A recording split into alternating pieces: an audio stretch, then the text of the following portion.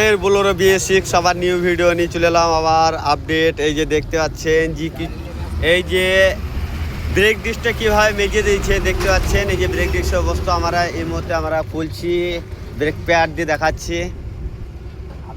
এই যে brake pad খুলছি, এই যে ব্রেক প্যাড খুলে দেখাচ্ছি যে কী অবস্থা দেখেন।